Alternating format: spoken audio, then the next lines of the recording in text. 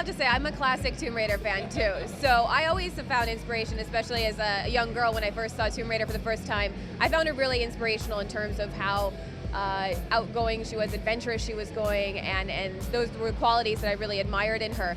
And so I think the balance is with our reboot Lara is to try to find those qualities that make her human but are still inspirational. So she is still adventurous, she's still very strong-willed and physically capable and very intelligent and all these great qualities, but she's also human, so she has flaws and so on. So we can see ourselves in her and then also aspire to be like her, because she is still larger than life. She's still an extraordinary person. It's all about universal truths. It's about what we all see in adventure and truth, right? Part of what happened in the last game at the end was that she started to uncover some of these ancient mysteries, right?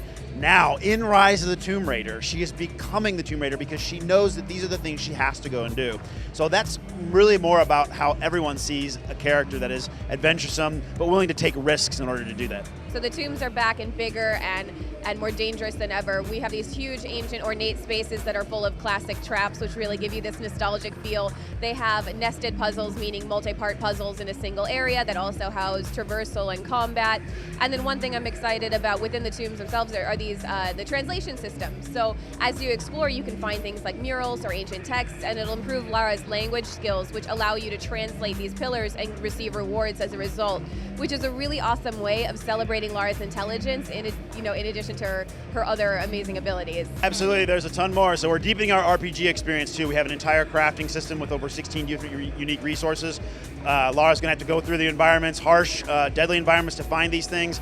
We're deepening our skill tree and widening that too. Over 50 different skills, multiple weapons, not just one bow this time, but multiple ones. You can upgrade them whenever you wish. Deadly playgrounds. We have guardians for these tombs that we were talking about, and we also have a bunch of new AI features too. We have a lost target and a glimpse, which allows you to distract enemies and get around them. So a lot more choice in combat this time. Of course she doesn't hate them. It was a really ironic statement because obviously she was thrust into this situation that she wasn't expecting. She thought she was going on this academic mission and ends up stranded in an island in this extraordinary and difficult situation. So I can see her maybe saying that she didn't enjoy tombs in that capacity, but now that, she's really proactive now. In Rise of the Tomb Raider, she's the one choosing to set out on these adventures, and she's seeking to uncover the mysteries of the world. So she loves these ancient spaces, she loves the history there, but it helps that she's in control and she's making these decisions. There wouldn't be a great adventure and great rewards without great risk. You're looking at the players, the ability to have more choice, right? So you can play stealthy, aggressive, or mix of both, or even non-lethally. And I think that really lends itself to some of those new traversal moves we had too. It wouldn't be Tomb Raider if Lara wasn't moving through the world in really cool ways. She can dive underwater, climb up trees, even use something new and cool called the grapple axe. It's one of my favorite things. It's really up to you.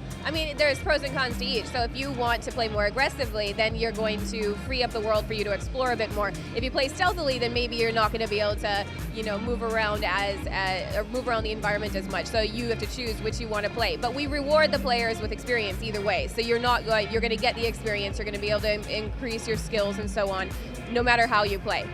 Well, it's really a mix of both, right? So it's allowing player choice, and I think that's one of the great things we do so well on Rise, and that it's sort of compartmentalizing that you can play this game and not having played any other Tomb Raider game, and you can still understand it, but we also make a lot of nods to the story and the history.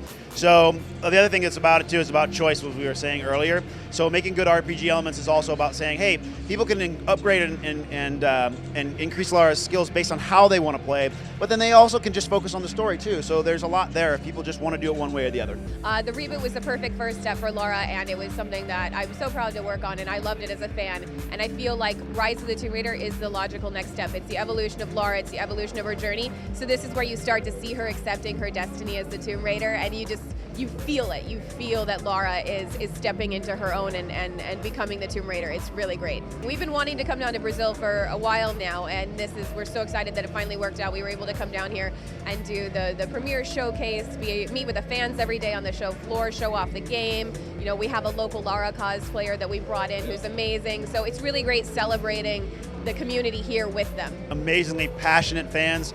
I'm so excited to be here. It's my first time in Brazil. It has been amazing, and I think that for everyone out there, I'm really excited that they get a chance to see our passion that we put into the game, and I love seeing it back. So absolutely wonderful time. I think that if you're either a classic fan or a fan that came on with a reboot, you're going to enjoy Rise of the Tomb Raider. There's many reasons, but I think it's because the team poured their heart and soul into this, the passion. I hope you guys can see our passion for the game and the franchise in the final product. And obrigado. Thank you so much, everyone, for coming out. I really appreciate it. Once again, we're bringing back the tombs.